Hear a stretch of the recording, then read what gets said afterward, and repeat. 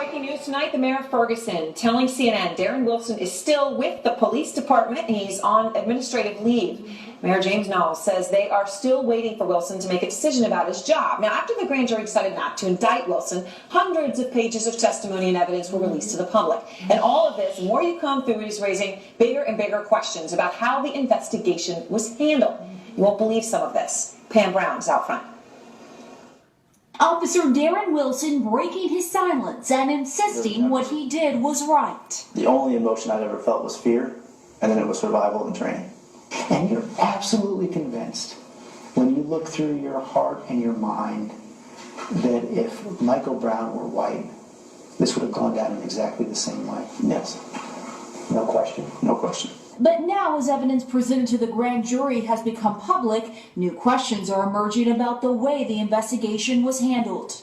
Immediately after the shooting, Officer Wilson washed blood off his hands. He told the grand jury, "From everything we have always been taught about blood, you don't want it on you. I had to wash my hands, so I go directly to the bathroom. I actually washed them." And Officer Wilson's gun was not turned over or fingerprinted immediately after the shooting.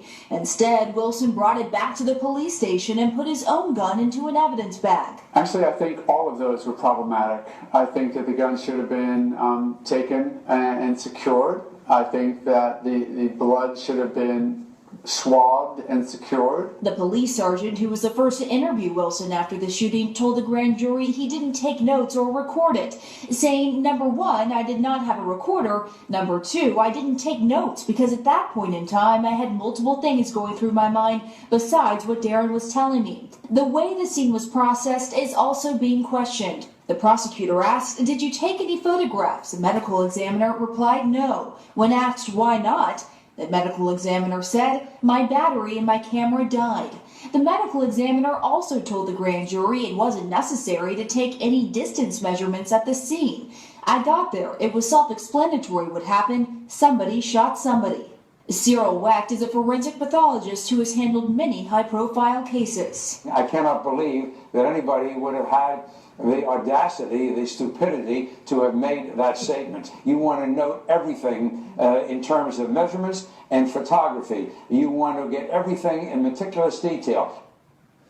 And we're going to get to more of some of these missteps in a moment. I mean, this is pretty shocking that this happened. But when you looked into this, you looked into the police training to kind of look at, was this a cover-up or was this just perhaps poor training or incompetence? Well, I've been talking to former, cops about this, and that's the question I ask. And a lot of them say, look, the procedures, the training, it varies from police department to police department. And when you get to these smaller police departments, like the Ferguson one, they may not perhaps have the same amount of strongly, rehearsed practice procedures as maybe you'll see at bigger cop shops such as, LA, New York. And so that could be at play here as well. And also in the bigger cop shops, there are teams sometimes. There are dedicated teams, internal affairs, that will go and actually investigate police-involved shootings. Of course, that's not what the case was with the Ferguson Police Department. In fact, the St. Louis County cops came in to help investigate. But I think what you see is a disparity with the amount of training at play here with these police departments across the country.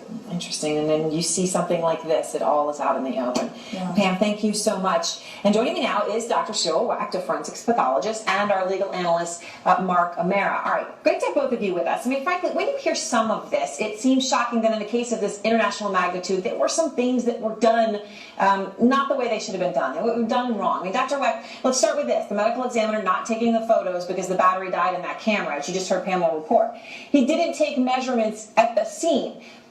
Is that something that you could overlook, that's okay in this case?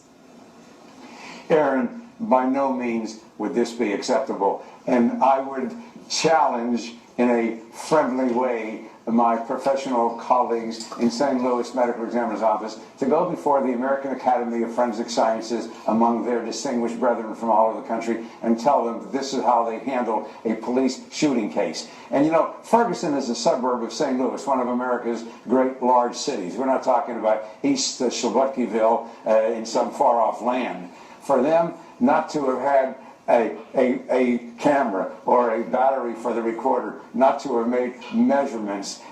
This is absolutely unacceptable. I'm not saying this in a matter of arrogance, of intellectual condescension. This is something that is basic. You could take a student in his first year of criminal forensic science at any university in America, and they would tell you how to conduct an investigation in a shooting. All right, obviously a very damning indictment there. I mean, Mark, look, it also took them over an hour to even call the medical examiner from when Michael Brown died. Obviously, these are mistakes. The guy not having a working camera, it's a huge mistake.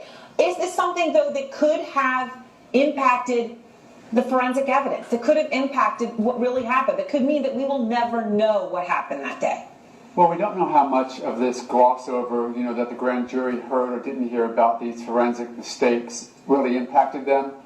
When I look at the overall global view of what happened and how it happened, thank God that the police actually took over 100, 150 photographs of the scene, so that the medical examiner's decision or inability to take photographs probably was not as critical as it may have been in another case. I'm a bit more troubled by the fact that Wilson was able to take his own gun and put it into an evidence bag, because we know on that gun was at some point Mike Brown's blood, presumably Mike Brown's blood, and now we have some questions as to how and when it got there.